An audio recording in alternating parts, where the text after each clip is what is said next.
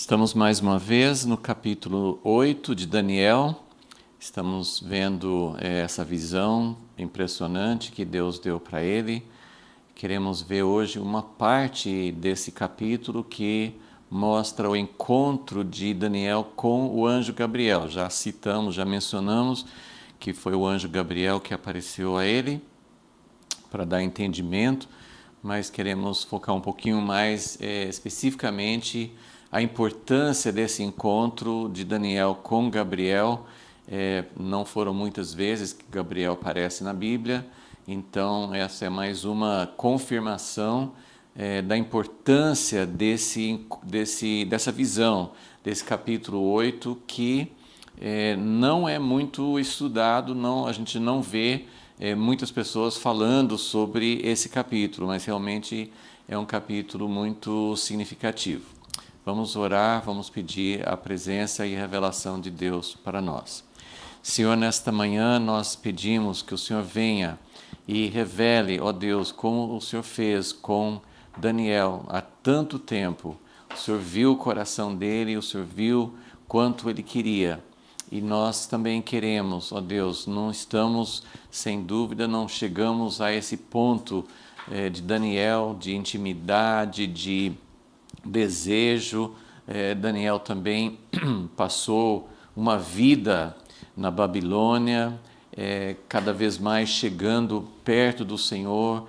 A vida dele foi preparada durante longos anos para chegar nesse ponto que estamos estudando, em que o Senhor revelou coisas tremendas, coisas profundas, coisas que ainda não aconteceram mais de 2.500 anos depois.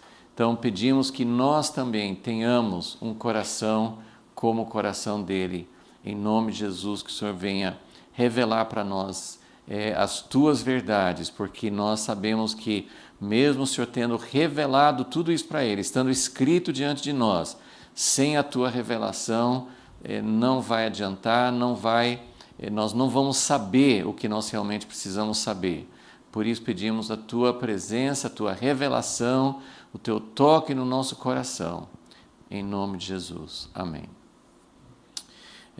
Só então, para começar, só lembrando um pouquinho, esse capítulo 8, que já faz 3 ou 4 semanas que estamos estudando, esse capítulo tem 3 partes que eu coloquei aqui, só para a gente entender um pouco o que nós já fizemos, o que nós vamos fazer hoje.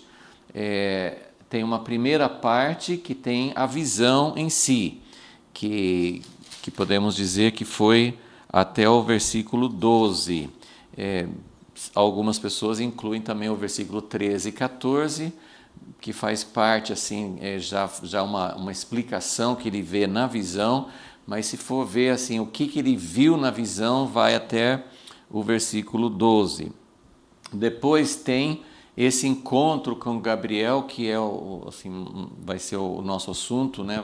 Nós vamos partir dessa perspectiva, vamos procurar entender a importância desse encontro de Daniel com Gabriel, que é do versículo 15 até o final do capítulo, o Gabriel explicando, né, aparecendo para Daniel e depois explicando a visão, né? E a terceira parte, que é a explicação de Gabriel, mas o encontro que fala sobre como ele chegou e qual foi o impacto, vai do versículo 15 até o versículo 19. Aí do versículo 20 até 26 é a explicação que Gabriel dá sobre a visão.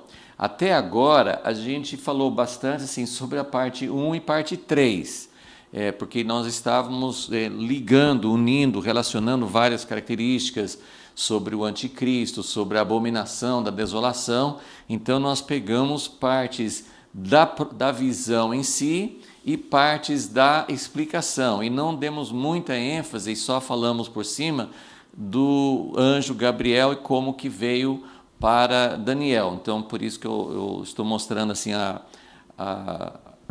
estrutura do capítulo, para entender que hoje nós vamos até repetir algumas coisas que foram faladas sobre o anticristo, mas de uma outra perspectiva, daquilo que o anjo Gabriel falou. Então, por isso nós fizemos uma relação, e não são esses pontos aqui, são alguns que Gabriel falou, a gente não caberia aqui, tem outras informações que ele falou sobre o anticristo, mas esses pontos são os pontos que a gente quer enfatizar hoje como entendimento do que Gabriel veio falar e da importância de ser Gabriel falando com Daniel. Então vamos primeiro entender duas coisas sobre Gabriel. Primeiro, que esta é a primeira vez que Gabriel aparece com nome citado especificamente por nome na Bíblia. Então tem vários anjos que são citados ao longo da história da Bíblia. Tem um anjo que é identificado com o próprio Deus, que é o anjo do Senhor, entendemos que é Jesus aparecendo para Abraão, para Josué, para vários outros durante a história. Então, o anjo do Senhor, normalmente nas nossas Bíblias com letra maiúscula, porque não era bem um anjo, né? Era o próprio Deus aparecendo, não encarnado ainda, né? Nós falamos assim, na sua forma pré-encarnada, mas como que alguém pode ver Deus? Só através de Jesus. Então entendemos que o anjo do Senhor, quando aparecia, nós temos um livro sobre isso, Quem Almoçou com Abraão, que trata em profundidade dessas aparições de Deus por meio de um anjo que na verdade não era um anjo, era o próprio Jesus. Mas tem vários anjos que não têm nome citado, né? Muitas vezes tem encontros com anjos, com a mãe de Sansão, e tantas outras vezes tem anjos aparecendo sem dar qualquer nome para eles. No livro de Daniel, nós conhecemos Gabriel aqui, vai falar também do anjo Miguel, que é um outro anjo que é citado por nome. Também Miguel é citado no livro do Apocalipse. Então, essa é a primeira vez que Gabriel aparece. Gabriel só aparece, só é enviado, né, pelos registros bíblicos, citado por nome, só 4 vezes na Bíblia. Então, essa é a primeira. Primeira em Daniel 8, a segunda já no próximo capítulo, Daniel 9, quando Daniel, nosso próximo assunto, né, Daniel 9, Daniel faz uma intercessão tremenda, muito profunda, a respeito do final do cativeiro, e Gabriel é enviado a Daniel no final da sua intercessão. Gabriel é enviado e ele leva também uma mensagem muito importante. Nós podemos entender que Gabriel não vai para levar um recadinho, ele vai sempre para levar algo muito significativo. Talvez de todas as vezes que Gabriel aparece na Bíblia, a menos conhecida e a menos valorizada é realmente Daniel 8. Daniel 9, ele vai apresentar 70 semanas, que poucas pessoas às vezes acham que entendem, poucas pessoas estudam diretamente, mas as 70 semanas é uma profecia muito conhecida, muito debatida. Então é um assunto muito importante, porque Daniel estava orando, perguntando a Deus sobre o final do cativeiro, sobre os tempos, como que Deus iria fazer, e Gabriel é enviado com uma mensagem relativamente curta, são poucos versículos no final de Daniel 9, mas que tem uma importância enorme por se tratar do cronograma de Deus, 70 semanas para cumprir, para completar tudo. Então, Gabriel é enviado com uma mensagem muito importante. Quais são as outras 2 vezes que Gabriel aparece na Bíblia? Os outros 2 encontros, os outros 2 vezes que Gabriel leva a mensagem estão em Lucas, o Evangelho de Lucas, capítulo 1. Uma vez ele é enviado para falar com Zacarias, pai de João Batista, ele anuncia o nascimento de João Batista, o precursor do Messias, e depois, logo em seguida, no capítulo, logo em seguida, ele é enviado para falar com Maria a respeito do nascimento, da encarnação, do nascimento do Messias, do Filho de Deus. Então, se nós pensarmos então nessas 4 vezes que Gabriel é enviado, é muito fácil entender a importância das últimas 3. Daniel 9, ele leva uma mensagem muito completa, tem tudo a ver com a vinda do Messias, tem tudo a ver com o final do plano de Deus, com o final do que Deus planejou para o povo de Israel, para o plano de redenção, para terminar tudo que Deus tinha iniciado. E, obviamente, em Lucas 1, os 2 encontros foram muito importantes para falar da vinda de João Batista como precursor e do próprio Jesus. Mas essa primeira vez que aparece aqui nesse capítulo 8 também é muito importante.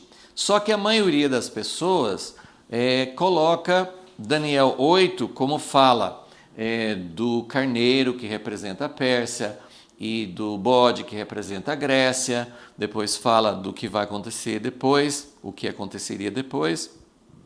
Então, muitas pessoas não dão tanta importância para Daniel capítulo 8. Já falamos sobre isso, como muitas pessoas até acham que o pequeno chifre que é relatado, que é descrito nesse capítulo, se refere mais a uma figura histórica, Antíoco Epifânio, que já aconteceu.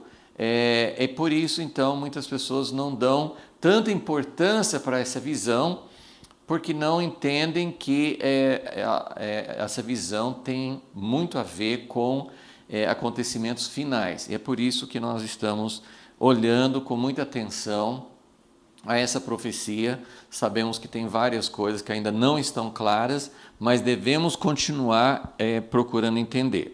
Então vamos ler aqui o que fala sobre o encontro de Daniel com Gabriel.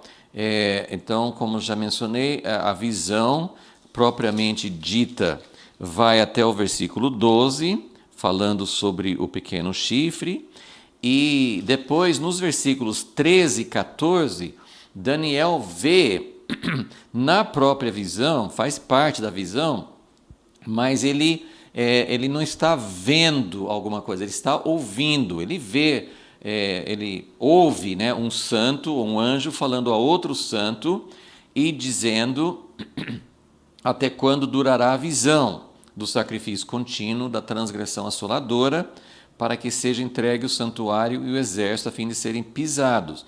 E ele dá esse tempo, 2.300 tardes e manhãs. Então, isso faz parte da visão, mas é algo que ele ouve, já falando a respeito do tempo de duração. E é algo bem enigmático. Nós vamos falar ainda hoje um pouquinho sobre isso. Mas eu quero focar então a partir do versículo 15. Então, a visão vai até o versículo 12, tem esse diálogo entre os 2 anjos falando da duração. E no versículo 15, Daniel fala assim: enquanto eu, Daniel, contemplava a visão e procurava entendê-la. Então, essa palavra, entender, nós vamos com certeza falar mais sobre isso, porque esse tema de entendimento vai aparecer várias vezes nesses próximos capítulos de Daniel. Inclusive até chama os santos dos entendidos, dos sábios, dos entendidos, sempre usando essa mesma palavra. Eu, Daniel, enquanto contemplava a visão e procurava entendê-la. Então, até a primeira coisa que eu coloquei aqui sobre a mensagem do anjo Gabriel, porque ele vai usar essa palavra, a primeira coisa que Gabriel fala, no versículo, pulando aqui um pouquinho para frente, versículo 17, a primeira coisa que Gabriel fala para Daniel é entenda. E essa palavra entender aparece várias vezes. Versículo 15, Daniel procurava entender. Versículo 16, ele ouviu a voz de um homem, a qual gritou, Gabriel. Então, quando Daniel ele estava contemplando, e ali mesmo, parece que enquanto ele contemplava, ele estava ainda vendo a visão, e ele não ficou contente, uau, Deus me deu uma visão.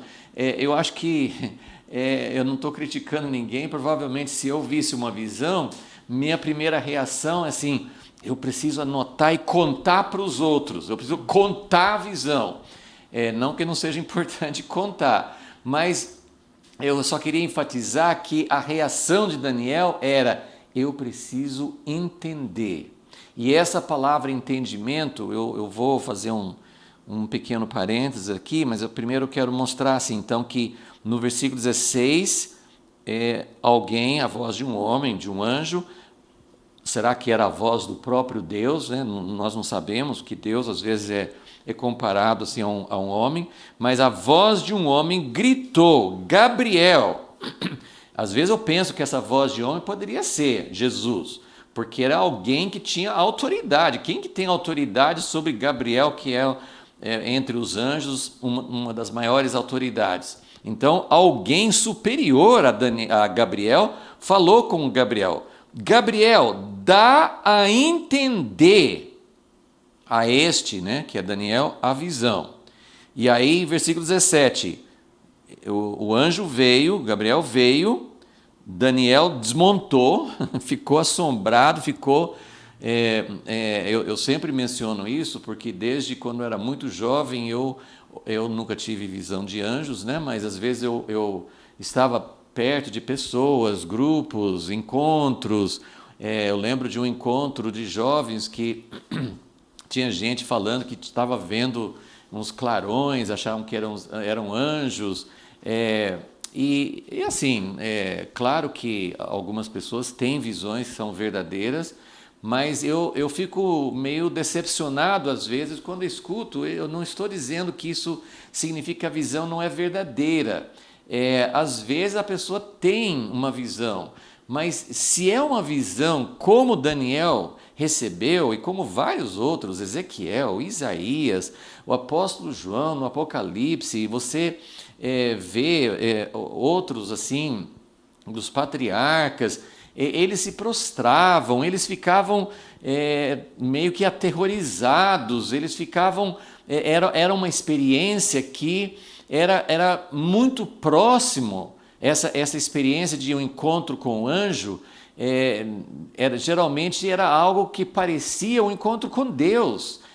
O anjo trazia a presença de Deus, o anjo era um mensageiro, era uma espécie de condutor, mas quando ele chegava, ele brilhava com a luz de Deus, ele tinha algo que representava o próprio Deus. Então, quando as pessoas tinham encontros com anjos ou na presença de Deus, era algo que impactava, que fazia a pessoa cair de rosto em terra, que fazia a pessoa ficar muda, que fazia a pessoa sentir imunda.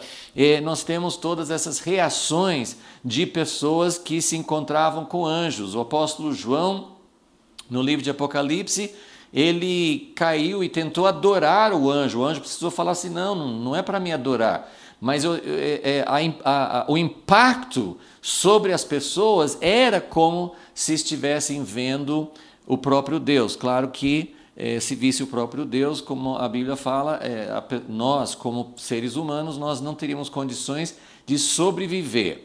Mas, então, no versículo 17, o anjo Gabriel chega, nós temos duas reações de Daniel. No versículo 17, ele fica assombrado, aterrado e cai com o rosto em terra.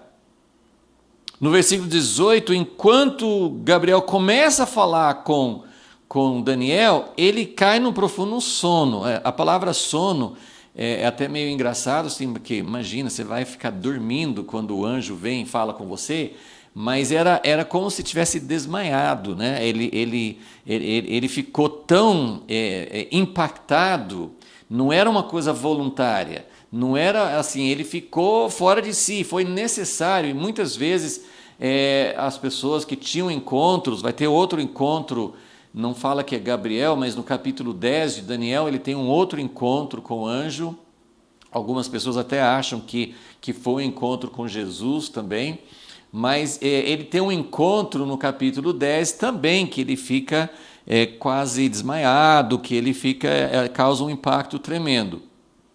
Então, essa reação, eu creio que é muito importante para avaliar a profundidade, a autenticidade, até que ponto que nós estamos tendo, até que ponto que alguém está tendo um verdadeiro encontro com Deus. Como eu já disse, eu não estou desprezando, não vou eliminar, dizer não, quem não tem uma reação dessas não teve nada de Deus, porém eu creio mesmo que esse tipo de encontro, nós vamos falar mais sobre isso nos últimos capítulos de Daniel, que Daniel representa a igreja dos últimos dias, representa o povo de Deus. Nos últimos dias não vai ser um Daniel, como não vai ser um Moisés, um Elias e Moisés como duas testemunhas, eu não creio assim. Então não vai ser um Daniel, mas vai ter um grupo de entendidos. O próprio Daniel fala sobre isso, né? Nos capítulos 11 e 12, ele vai falar sobre os entendidos. Então ele fala no plural. No capítulo 7, ele também já falou sobre os santos do Altíssimo. Então Daniel tem uma visão de um povo, de algo coletivo.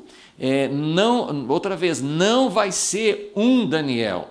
Agora, esse povo, talvez não a igreja como todo, mas Deus levantando no meio da igreja um povo que está buscando, um povo que está procurando entender qual era a característica de Daniel. Ele, antes de ter uma visão, ele estava buscando 3 vezes por dia, com a janela aberta para Jerusalém.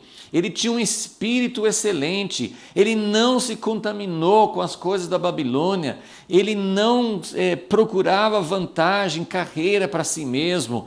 Então, essas características de Daniel, eu creio que Deus já está levantando, ele quer levantar um povo com essas características.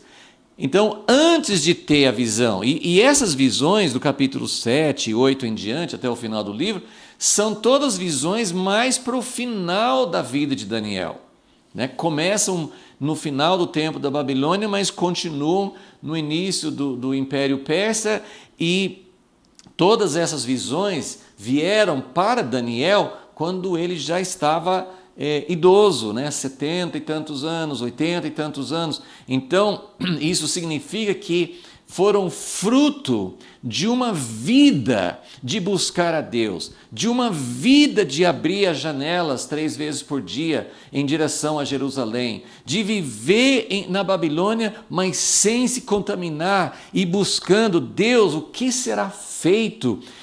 O que será feita da tua aliança, o que será feito do teu povo, o que vai acontecer? O coração dele ardia. Então, antes da visão, Daniel tinha um espírito excelente, ele era uma pessoa que buscava, e não era uma busca, assim, uma campanha de 30 dias, de 40 dias, eram anos que ele estava fazendo isso. Então, esse é um aspecto de Daniel. Mas quando ele recebia uma visão de Deus, vários lugares nós vamos ver que Daniel procurava entender. O livro de Daniel, capítulo 12, vai terminar Daniel recebendo visões, recebendo mensagens, explicando a visão. Então Daniel via a visão, teve várias visões, ele via uma visão, ele buscava o entendimento. um anjo explicava, né? Tem aqui no capítulo, mesmo no capítulo 7 nós já vimos isso, no capítulo 8, no capítulo 9 Gabriel vai explicar, no capítulo 11 e 12 também vai ter explicações. Então Daniel tinha visões e ele tinha explicações. E mesmo assim, um conforto para nós, mesmo assim ele não entendia. O livro de Daniel termina assim, Daniel 12 fala que depois de tudo, Daniel fala assim, eu ouvi tudo isso, mas não entendi. E ele perguntou de novo, o que significa, como que vai ser? Então, tinha coisas que o anjo não podia explicar, não era tempo ainda para Daniel entender, mas o que eu quero enfatizar aqui é essa palavra entendimento. Então, Daniel começou procurando entender. E eu só, assim, esse é um assunto grande, mas eu só vou citar alguns, 2 ou 3 versículos rapidamente, para mostrar mais uma vez que entendimento ou sabedoria tem, as Bíblias às vezes traduzem de forma diferente, conhecimento, entendimento, sabedoria, tem essas palavras que a gente considera mais ou menos como sinônimos, mas na Bíblia, como nós certamente todos já ouvimos várias vezes, a sabedoria, por exemplo, do livro de Provérbios, não é o entendimento intelectual. Isso não significa que Deus não quer que a gente estude. Então, nós devemos nos debruçar. A gente falava antigamente sobre os livros, né? Hoje tem livros, mas tem a internet também. Então, a gente procura, a gente estuda. É importante estudar, mas é importante também entender que entendimento, do ponto de vista da Bíblia, não é conhecimento intelectual. Deus pode usar aquilo que a gente estuda, que a gente lê na própria Bíblia, estude a Bíblia, leia a Bíblia, vamos examinar, vamos conferir passagem com passagem, vamos estudar livros que nos ajudam, mas eu vou ler um versículo em Jó e um também em Provérbios.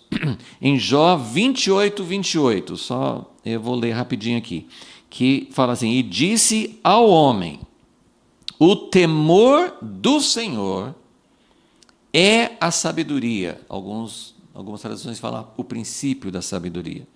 E apartar-se do mal é o entendimento. Okay? Então, ele explica aqui que entendimento, e eu não vou tomar tempo, vou ler esse aqui e mais um em Provérbios, só para a gente confirmar que quando Daniel tinha ou buscava entendimento, era algo muito diferente de conhecimento. E não é somente revelação. Nós sabemos que existe algo chamado conhecimento, que é você conhecer fatos, você conhecer a Bíblia, você ler a Bíblia, você absorver os ensinamentos, você estudar as línguas originais, o que essa palavra significa no hebraico, no grego. Tudo isso faz parte de pesquisas, de conhecimento que ajudam, né? Essas coisas ajudam. E existe uma outra coisa chamada revelação. Revelação é quando, indiferente de qualquer coisa que você tenha estudado, o Espírito Santo vem numa visão, num sonho, num encontro com um anjo, alguma coisa que vem e que simplesmente traz um fato, né? Por exemplo, o anjo Gabriel veio e falou com Daniel, vai ter 70 semanas. Ou o anjo Gabriel falou com Maria, você vai ter um filho, que vai ser um filho gerado pelo Espírito Santo. Então, isso era uma revelação. Mas isso também não é entendimento. Então, quando são coisas relacionadas, mas são coisas um pouco distintas. E eu quero só mostrar que o entendimento é o temor do Senhor, diz em Jó. Apartar-se do mal. O que significa isso? Significa que é uma atitude do coração.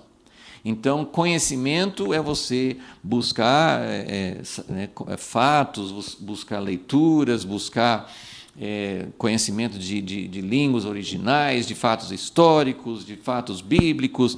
Isso é você estudar. Revelação é Deus trazer um conhecimento de um fato ali naquele momento. Algo, ou uma revelação, né? Assim, até as coisas como Lutero, justificação pela fé, tinha lido 1000 vezes, e de repente aquela palavra se tornou uma coisa viva para ele, ele entendeu como nunca antes, isso também é revelação.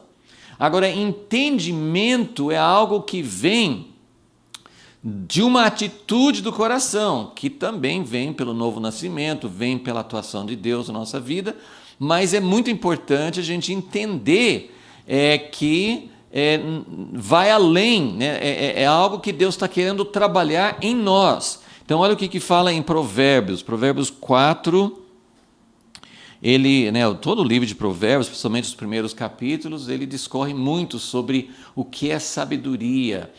Você precisa buscar, que isso é uma coisa que não é uma coisa intelectual, é você ter no coração o discernimento. Essa palavra no original, o entendimento que usa em Daniel, em vários outros lugares, é uma palavra que fala de discernir. E aí a gente até lembra da árvore do conhecimento do bem e do mal, que é um discernimento. Mas por que Deus não queria que eles comessem da árvore do conhecimento do bem e do mal? Porque eles queriam isso como um conhecimento independente, não dependendo da vida e do relacionamento com Deus. Então, mas não significa que Deus não quer, porque olha o que fala aqui. Então, desde o primeiro versículo de Provérbios de Provérbios 4, diz assim: ouvi, filhos, a instrução do pai, estai atentos para conhecerdes a prudência, dou-vos boa doutrina. E aí ele fala, versículos 3 e 4, meus pais me ensinavam, retenha as minhas palavras de todo o teu coração. Então ele mostra, ele está interligando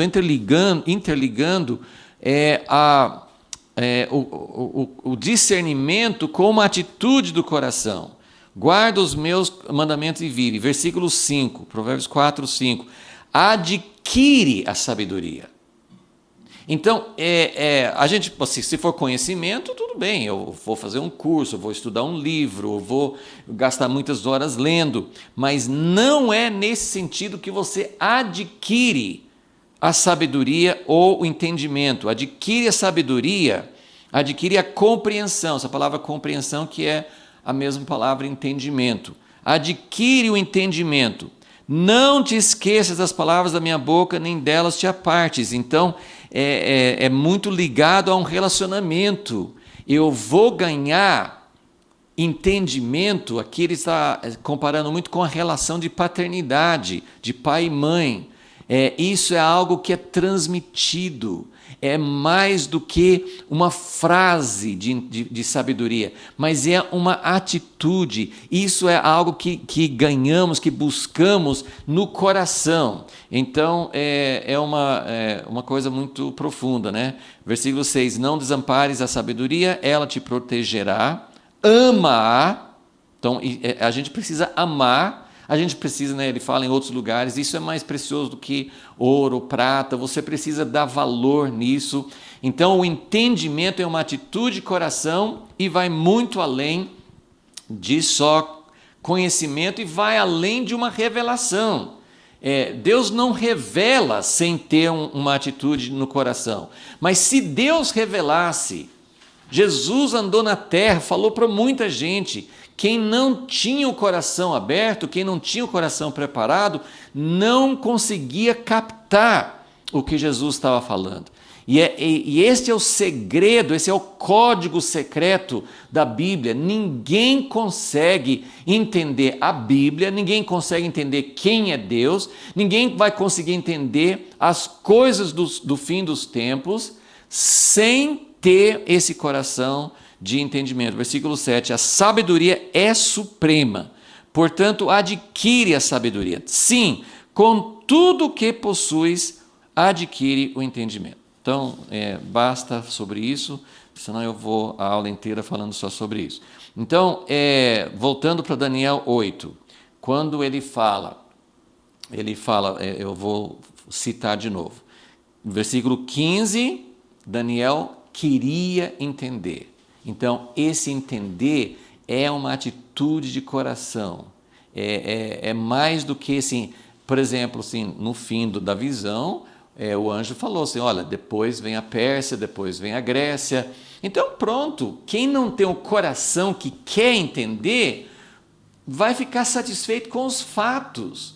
Daniel queria entender, ele queria algo que daria discernimento, que ele conseguiria entender o que tudo isso significa. Então, versículo 15, Daniel queria entender, versículo 16, alguém gritou com Gabriel, falou assim, faça esse homem entender. Versículo 17, Gabriel fala, entende, filho do homem. E versículo 19, mais uma vez Gabriel falando com Daniel, fala assim, eu te farei entender, ou saber o que há de acontecer no último tempo. Então a primeira coisa aqui é entendimento, ok? Então Gabriel veio com essa missão, mais uma vez, se é Gabriel que está vindo, isso coloca uma importância, um peso muito grande sobre toda essa visão, mostra que não é algo que se cumpriu totalmente na história. E eu já falei então no número 2 aqui sobre esse encontro aterrador, que o encontro com Deus, a ideia não é fazer a gente ter medo de Deus, mas Deus não é um coleguinha.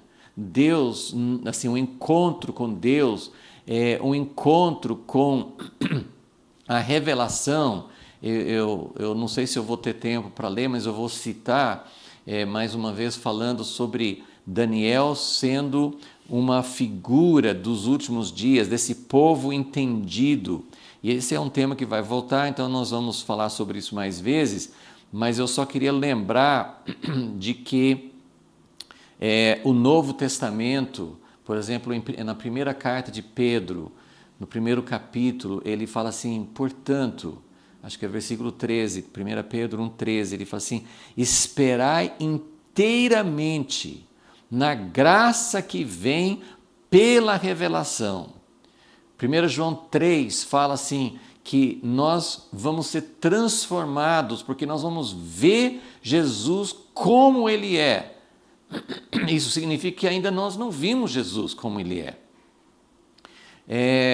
E Apocalipse 14 fala sobre os 144 mil que seguem o Cordeiro, que estão sempre olhando para o Cordeiro. E teriam outras passagens, mas eu só queria enfatizar o fato, né, vai ter as duas testemunhas que vão falar com muita autoridade sobre a volta de Jesus.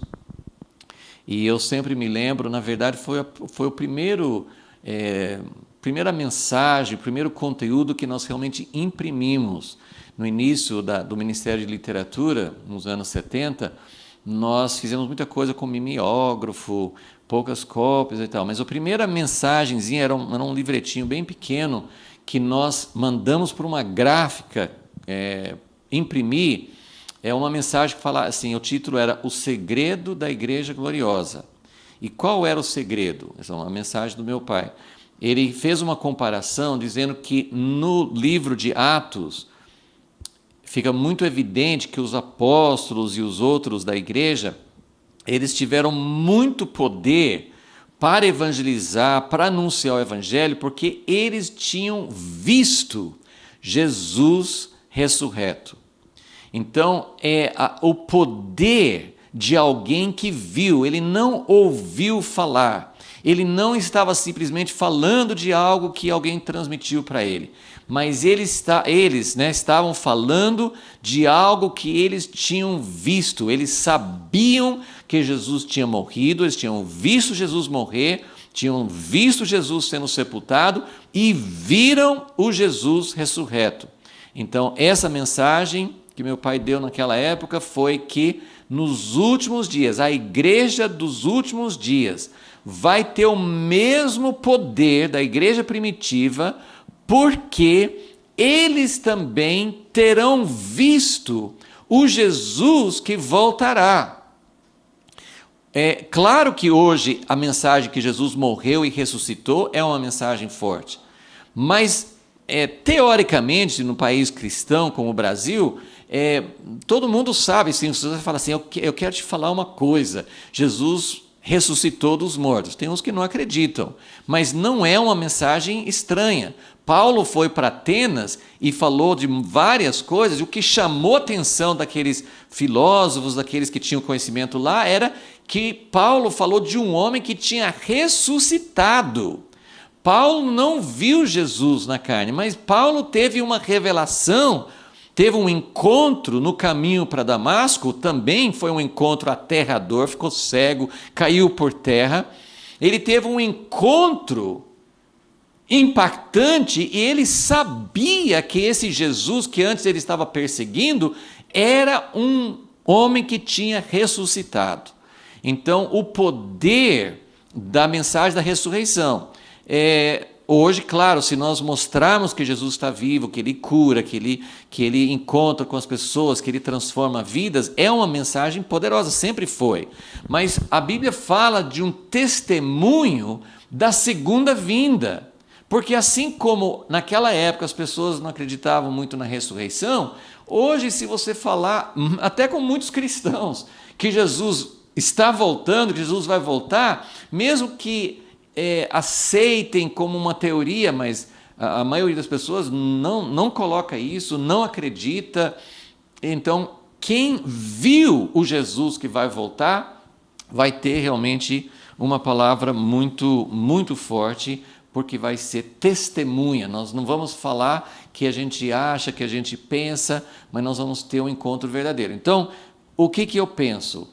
É que, assim como Daniel recebeu visões impactantes, visões que deixaram... Ele ficou doente, no versículo 27. Ele ficou mal com essa visão, porque era muito forte e ele viu muitas coisas. Então, essa realidade de visão, de ver como Deus vai fazer as coisas, eu creio que isso vai acontecer nos últimos tempos.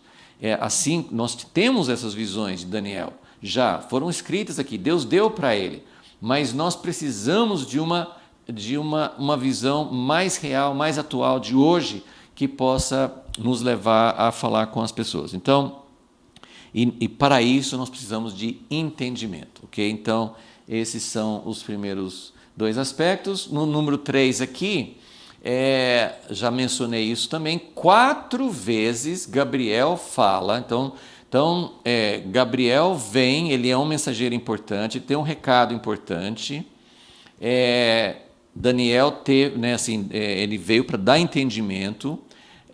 Daniel teve uma reação forte, foi difícil. Daniel ele ficou prostrado e reagiu daquela forma. E a terceira coisa, que a primeira coisa assim que Gabriel fala com ele versículo 17, a primeira frase que ele fala com Daniel. Entende. Então ele quer dar um entendimento. Você precisa ter uma chave. Não é só saber os fatos. Você precisa ter um entendimento. Você precisa ter um discernimento. Ter uma visão de Deus. Quantas pessoas estudam escatologia, quantas pessoas têm fatos, quantas pessoas podem falar um monte de coisas, mas poucas pessoas, talvez nenhum de nós ainda, tenha esse entendimento. E o entendimento que Gabriel quis dar para Daniel essa visão é para o tempo do fim. Então a gente sempre observa esse princípio. Quando Deus repete várias vezes, é porque ele acha importante. Numa escala muito, muito, muito, muito menor, se você quiser saber o que eu acho importante numa aula, é aquilo que eu mais repito, né? Então, aquilo que a gente repete O que Deus repete é porque Ele não quer correr o risco da pessoa não valorizar, da pessoa não reter. Então Ele repete. Então, versículo 17: essa visão se realizará no tempo do fim. Versículo 19: eu farei saber o que há de acontecer no último tempo da ira. E outra vez no mesmo versículo 19: porque ela se exercerá no determinado tempo do fim. 3 vezes. E lá embaixo, no final, versículo 26, tu, porém, encerra a visão, porque só daqui a muitos dias se cumprirá. Que também era a ideia assim, de que vai acontecer mais no fim. Então, esse foi o primeiro aspecto que Gabriel quis mostrar para Daniel. Sim, tem todas essas revelações sobre a sucessão de reinos. Você já pensou? Daniel, ele já teve a visão de Nabucodonosor, que Daniel interpretou no capítulo 2. Teve a visão dos 4 animais, no capítulo 7. Tinha recebido 2 anos antes dessa visão do capítulo 8. Ele já viu uma sucessão de reinos.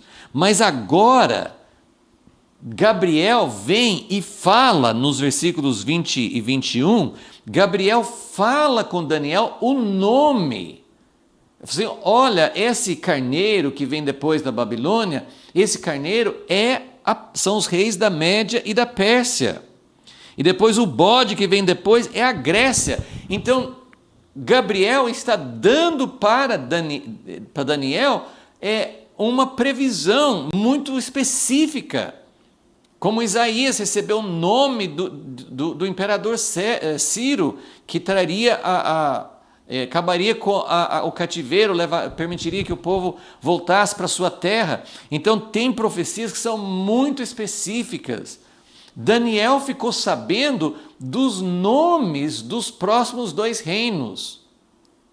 Isso era uma coisa tremenda. Você não gostaria de saber quem vai ser o próximo presidente dos Estados Unidos, o próximo presidente do Brasil, o que vai acontecer em Israel, o que vai acontecer, assim, quem que vai se levantar na Turquia, no Irã, na Rússia, na China, sei lá, essas coisas assim, você não gostaria de saber? Mas se você olhar esse capítulo, não foi isso o ponto principal. Claro que essa foi uma informação importante, mas a coisa importante dessa visão, a coisa mais importante da visão, não era o nome do carneiro, o nome do bode. A coisa mais importante era o entendimento. O que é que vai acontecer no fim? Vai se levantar um pequeno chifre. Então, a atenção realmente é sobre o tempo do fim, a grande tribulação, a abominação da desolação, quem é o anticristo, como que vai ser.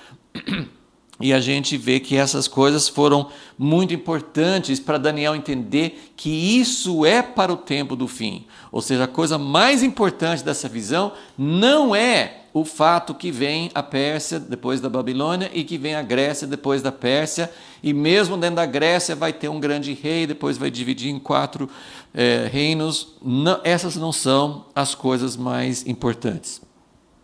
Essas coisas são coisas importantes para entender que a visão é verdadeira. O fato de que essas coisas já se cumpriram nos dá mais certeza de que as outras coisas vão se cumprir também. Que mais que ele falou? No versículo 19, quando ele fala: eu te farei saber o que há de acontecer no último tempo da ira. Algumas traduções falam o tempo da indignação.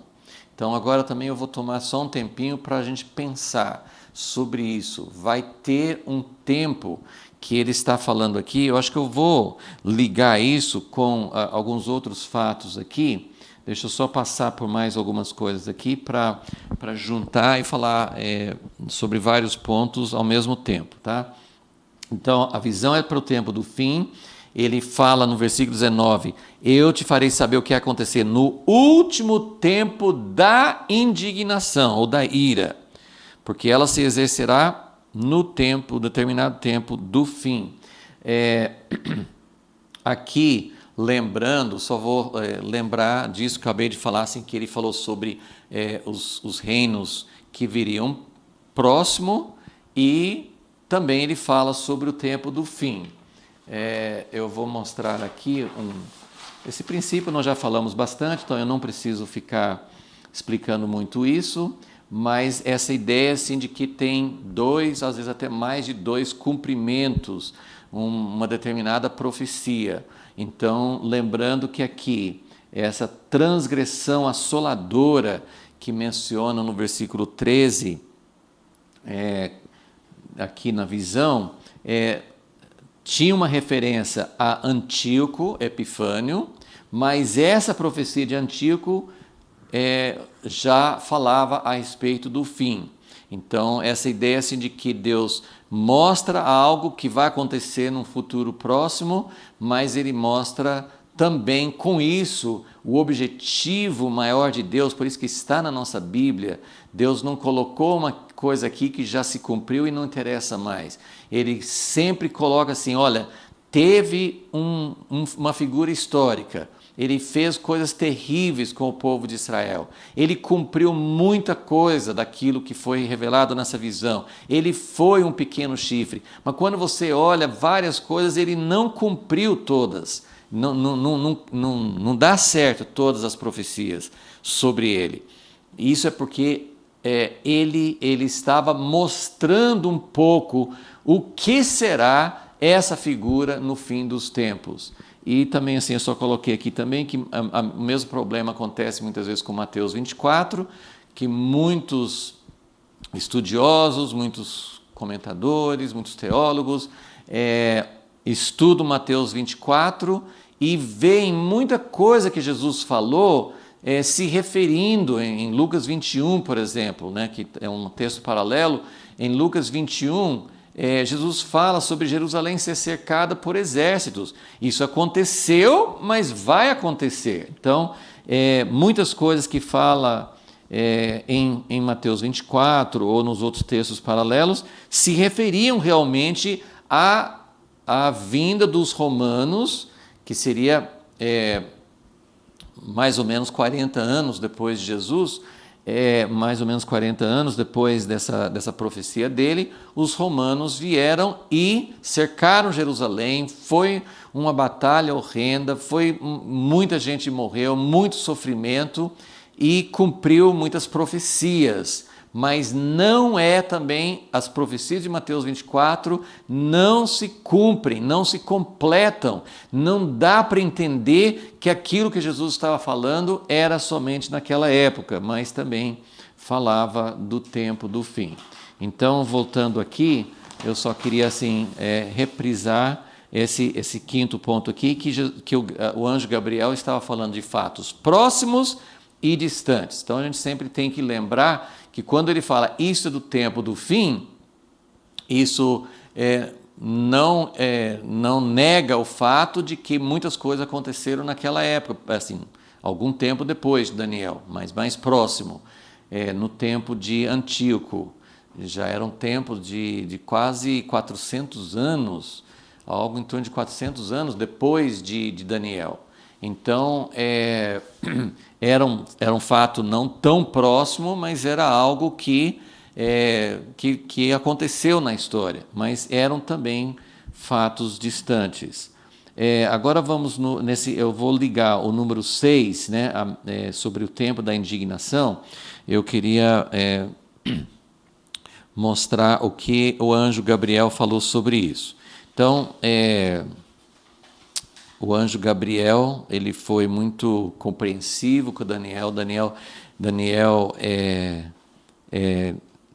ele ficou assombrado 2 vezes. Gabriel teve que falar assim, olha, né, vamos, pode se levantar. Ele tocou, a segunda vez ele tocou nele, o pôs em pé e disse, eu te farei saber, versículo 19, o que há de acontecer no último tempo da ira. Daí, versículos 20, 21 e 22, ele fala sobre os acontecimentos próximos, históricos.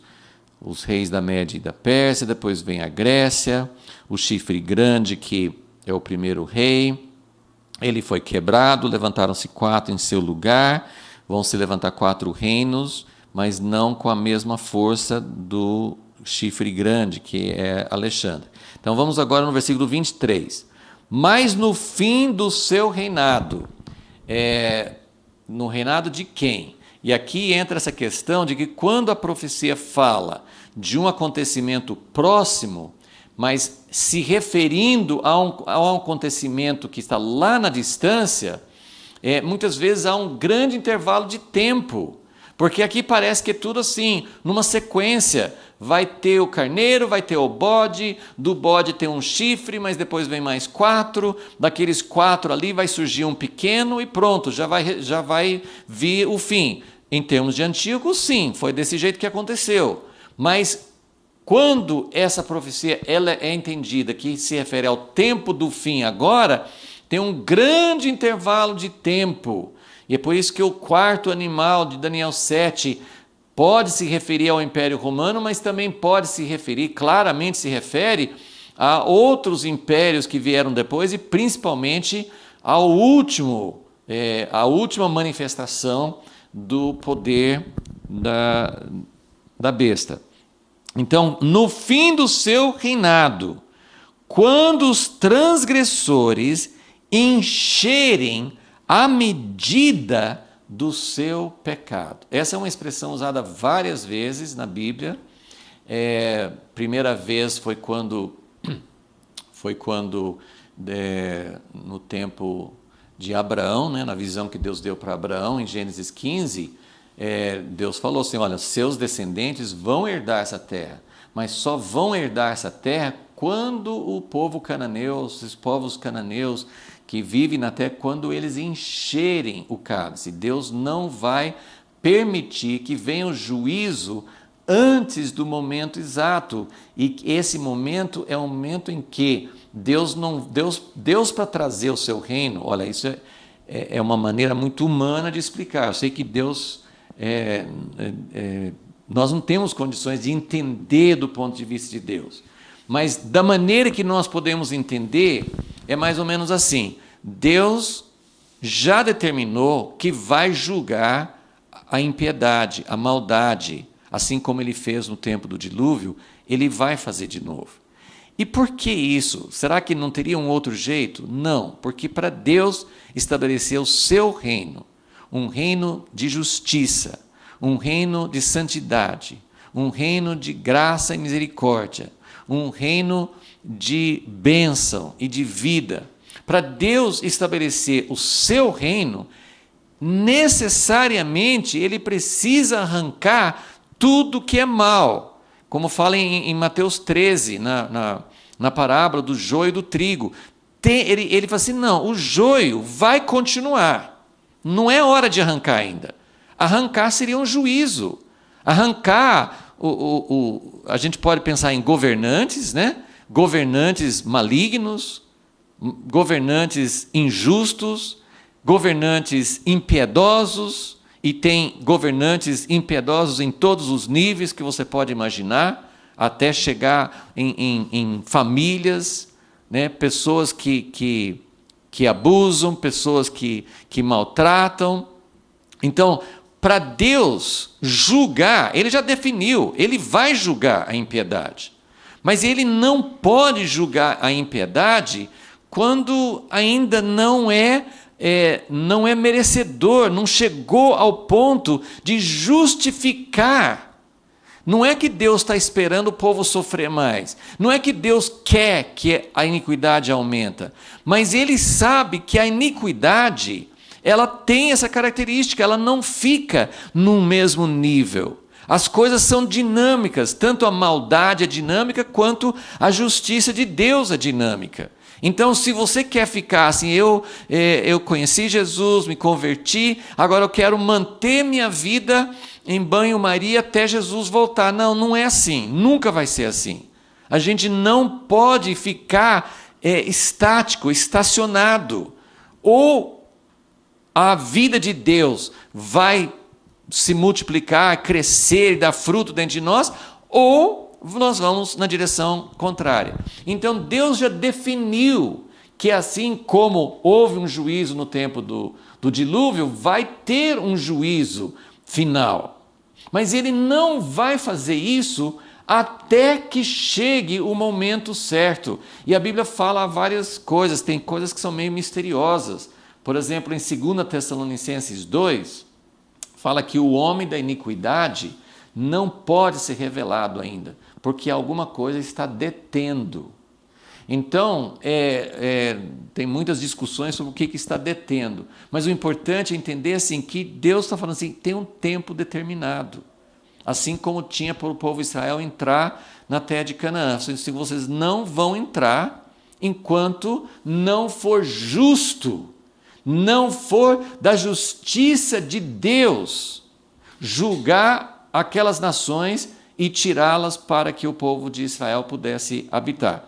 Então, aqui também ele fala assim, no fim do seu reinado, Daniel 8, 23, quando os transgressores encherem a medida do seu pecado, levantar-se-á um rei. Então, o que está dizendo isso aqui?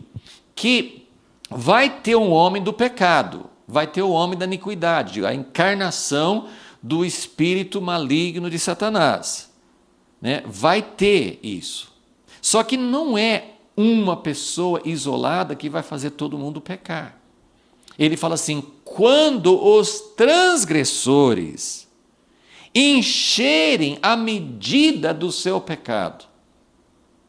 Paulo, eu não vou ler todos os textos, mas Paulo fala sobre isso em 1 Tessalonicenses 2,16. Ele fala sobre perseguição e que essa perseguição que aconteceu contra os judeus na igreja primitiva e contra os gentios também, que isso também vai chegar a uma medida, encher a medida. Então, usa a mesma expressão. Mas eu quero rapidinho ler 3 textos no livro de Apocalipse para mostrar o que está falando aqui. Eu estou ligando aqui nessa minha relação aqui, eu estou falando sobre o item número 4, que é o tempo de indignação, que Gabriel fala assim, Daniel, essa visão é sobre o tempo do fim, sobre o tempo da indignação.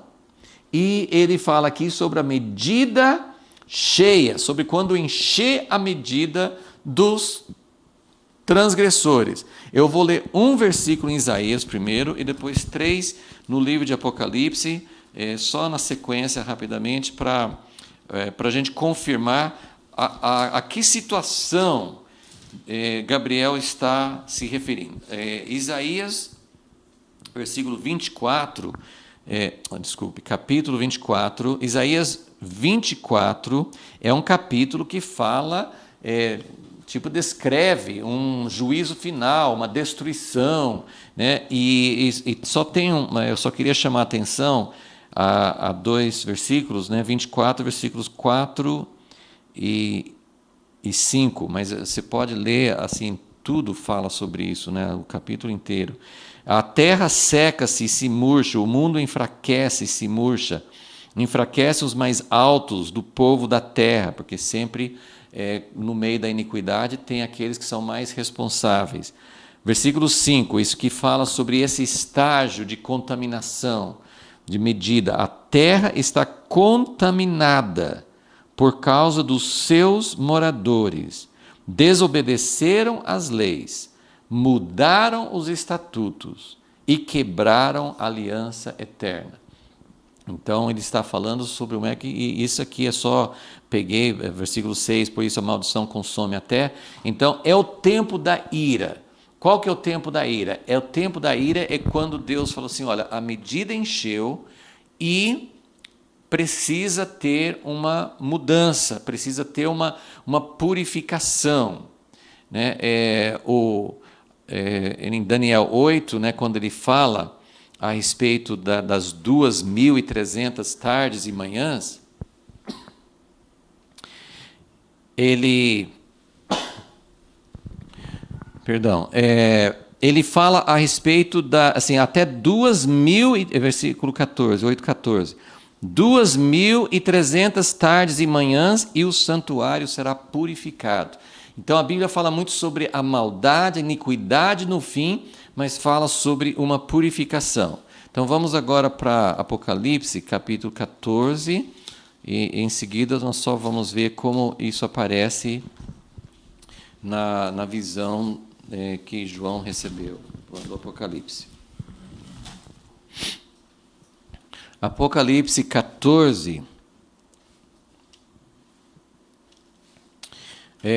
fala de duas colheitas, fala assim de uma colheita, mais ou menos como o trigo e o joio e o trigo, né?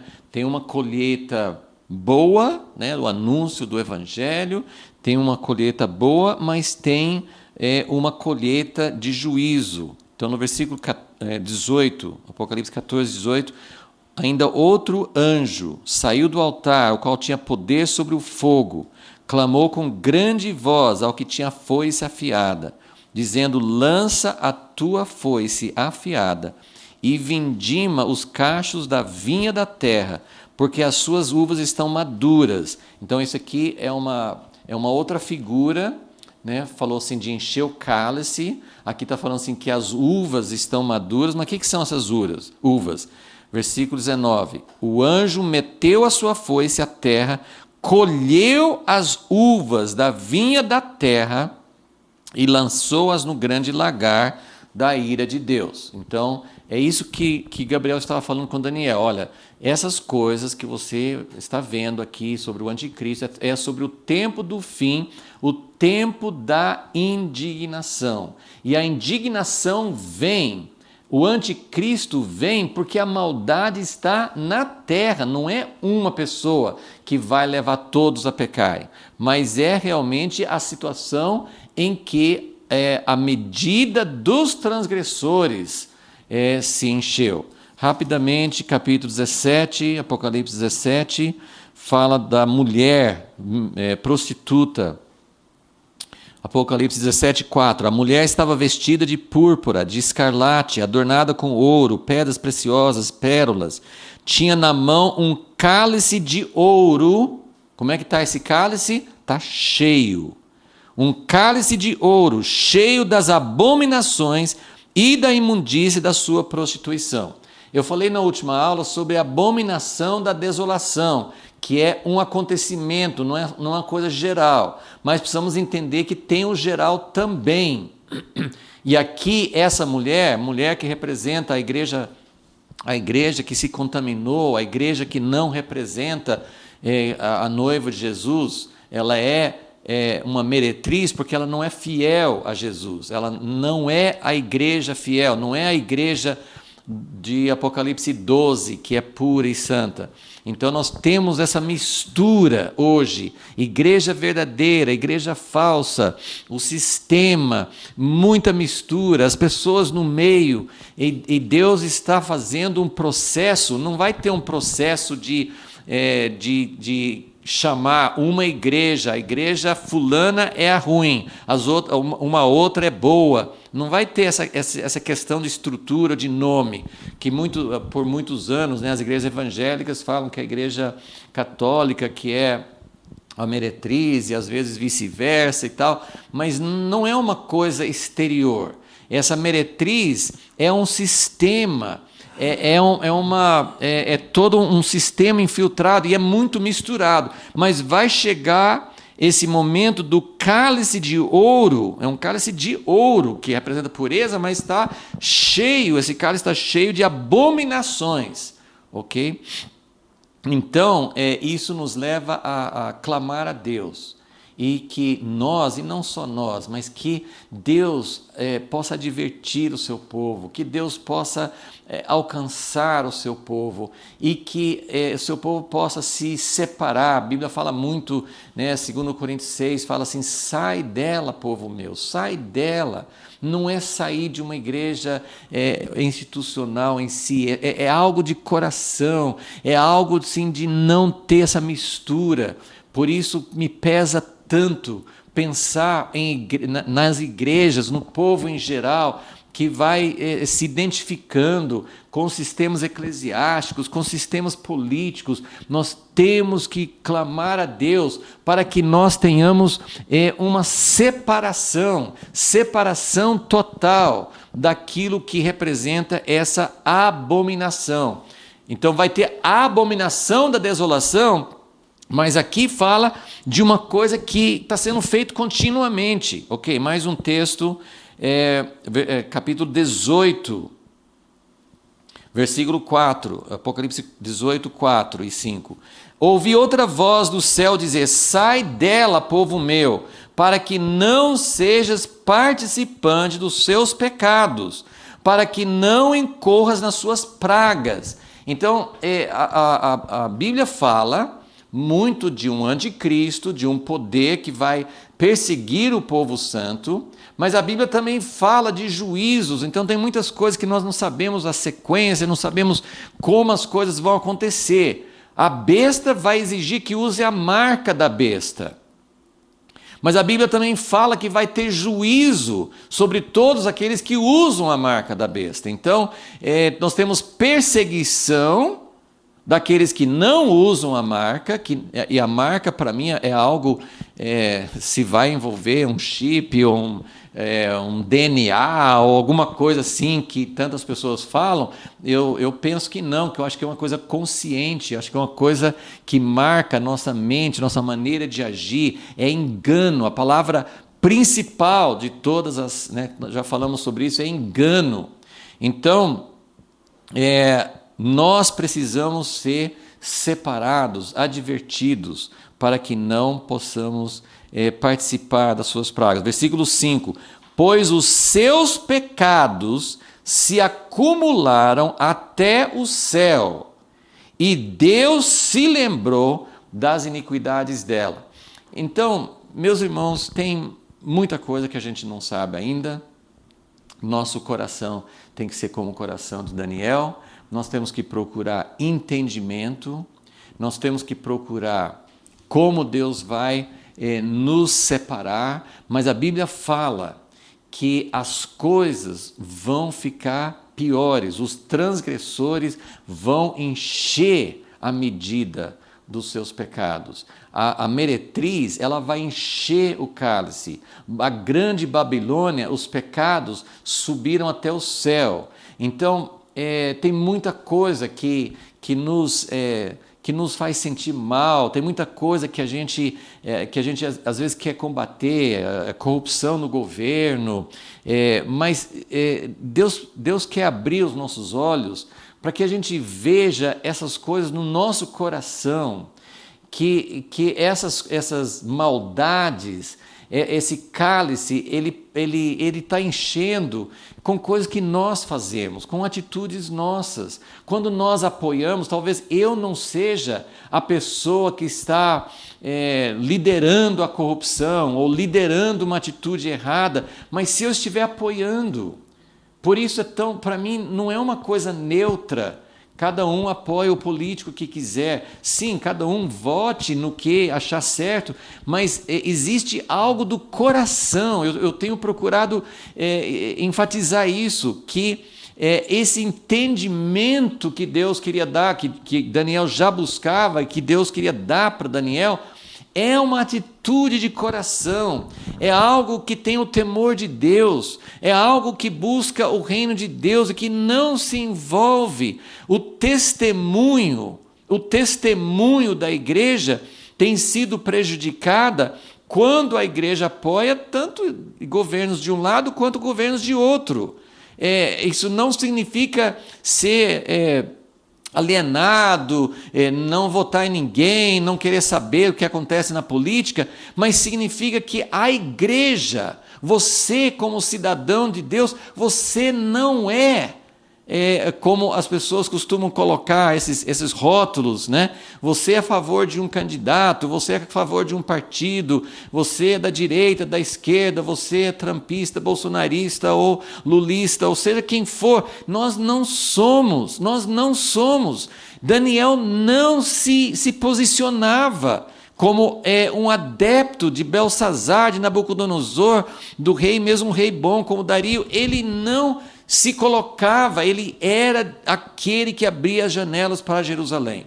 Então, nós precisamos sair dela, povo meu, para que não sejamos participantes dos seus pecados, não incorrer nas suas pragas.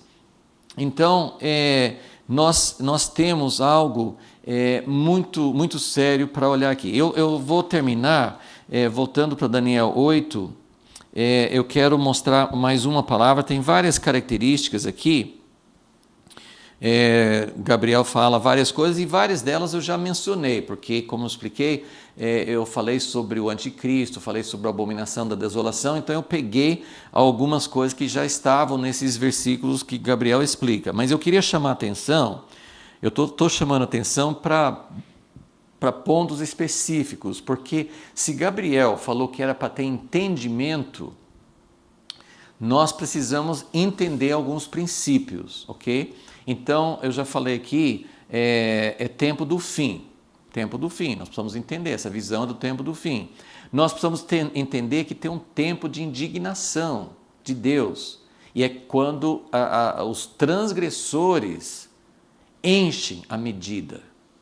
E isso acontece dentro da igreja.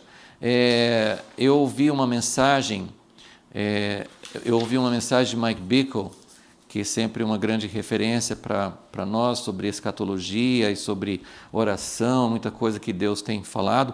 Ele fala assim que a igreja não pode ceder, ele usou 4 palavras que eu achei muito significativas, anotei aqui.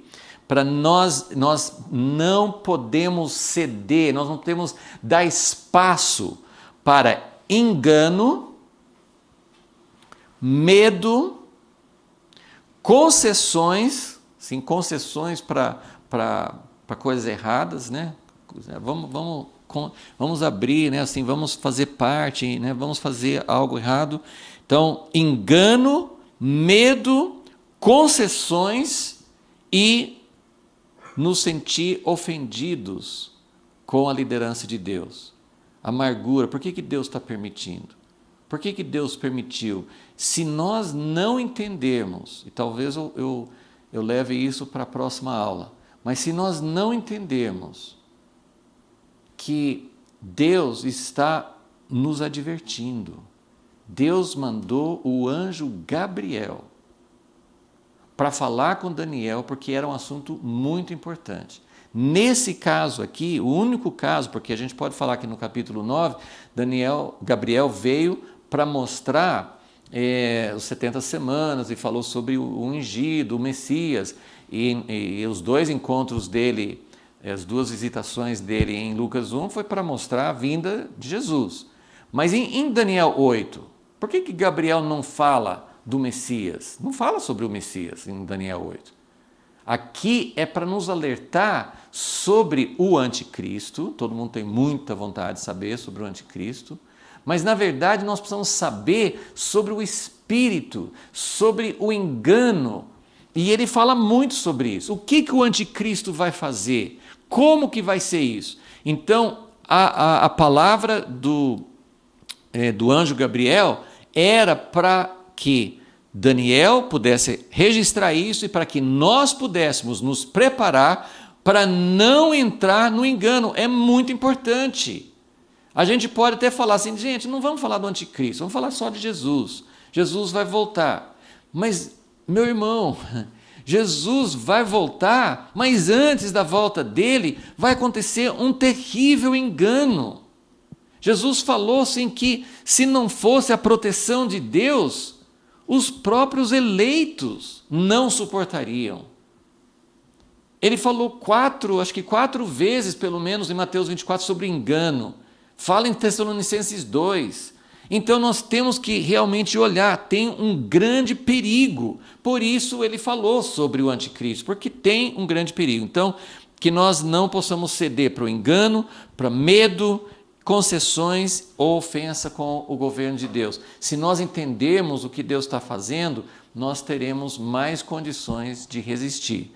Mas eu quero só chamar a atenção, então, aqui no final, mais uma palavra é enfatizada 3 vezes nessas palavras do anjo Gabriel. Então, versículo 24 e 25, ele fala 3 vezes. Então, grande será a sua força, mas não de si mesmo. Esse é o 7º ponto aqui, que ele tem um poder sobrenatural. O anticristo, ele vai ter um poder sobrenatural, não só de milagres, mas ele vai conseguir, ele vai ter uma capacidade sobrenatural, mas não dele, de Satanás.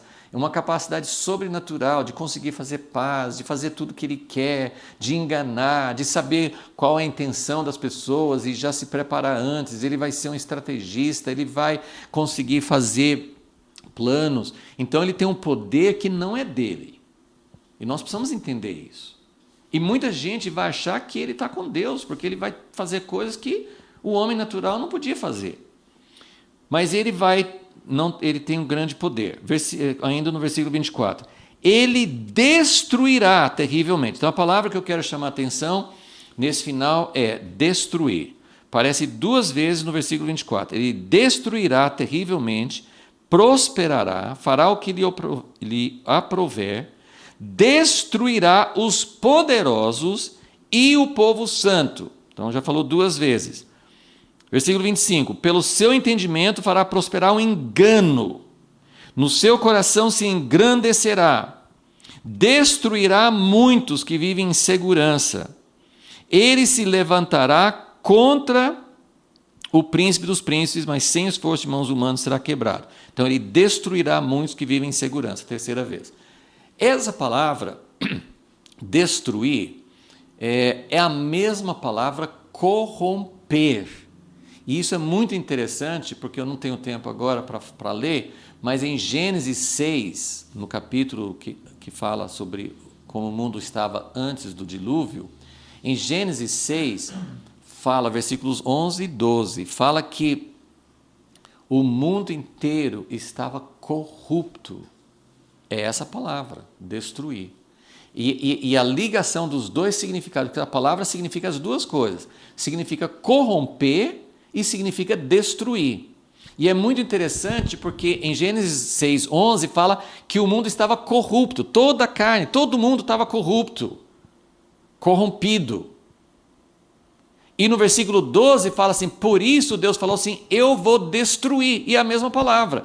A mesma palavra corromper é a palavra destruir. E essa ligação nos faz entender várias coisas, mas uma que a corrupção destrói, traz o juízo de Deus, e aqui nesse contexto aqui do anticristo, ele vai destruir, mas essa palavra você nem sempre precisa colocar como destruir, ele vai corromper. Isso é um engano, é corromper, é fazer a pessoa perder a sua integridade, perder o seu amor pela verdade, mudar o seu foco, deixar de adorar o Cristo verdadeiro e ir atrás de outras coisas. Então, eu termino com esse pensamento. Essa mensagem de Gabriel é muito importante. Eu ia tentar falar, mas agora vai ficar para a próxima aula, a gente falar um pouquinho sobre essas coisas de tempos, de 2.300 dias e tal, e arrematar mais algumas coisas aqui sobre esse final. Mas veja como foi importante essa mensagem de Gabriel, esse encontro de Daniel com Gabriel. E é uma esperança que Deus também vai revelar, não só o que Daniel não conseguiu entender, daquilo que já foi revelado a ele, mas com certeza, nesses tempos do fim, se nós tivermos o coração de Daniel, e logo nós vamos entrar, tem 2 capítulos aqui, todos os capítulos são maravilhosos, né? Mas nós temos 2 capítulos maravilhosos em Daniel, capítulos 9 e 10, que vão nos revelar mais ainda sobre quem é Daniel. E isso vai nos mostrar o que Deus quer fazer no tempo do fim. Deus quer levantar um povo intercessor, um povo entendido, um povo que tem um coração excelente e um povo que Deus possa falar como ele falou com Daniel no capítulo 10. Ele disse, Daniel, homem muito amado. Ele podia chegar, ele era um amigo, ele era alguém que colocava os interesses de Deus acima de qualquer outra coisa. Então, que nós possamos ter entendimento, porque sem entendimento, nada que nós estamos falando aqui, nada do que Deus revelou para Daniel vai ter sentido, vai nos ajudar, porque a única coisa que vai nos proteger contra todas essas coisas do mal é um coração sábio, é um coração entendido. Senhor Deus, nós pedimos isso. Se o Senhor fez algo na vida de Daniel tão especial, o Senhor pôde fazer isso. Nós atribuímos tudo a Ti. Sabemos que depende de uma resposta nossa, mas sabemos que é o Senhor que nos atrai, é o Senhor que nos conquista, é o Senhor que nos dá um coração. Quando Provérbios fala assim que nós devemos adquirir entendimento, é ao Senhor que nós vamos recorrer, nós vamos buscar em Ti esse entendimento.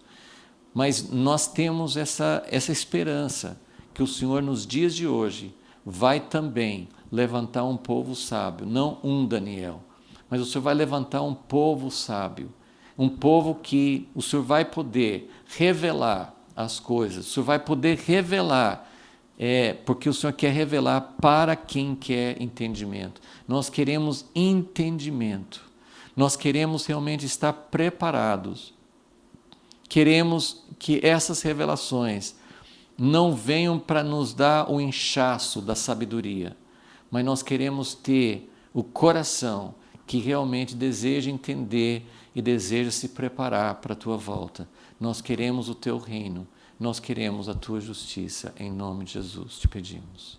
Amém.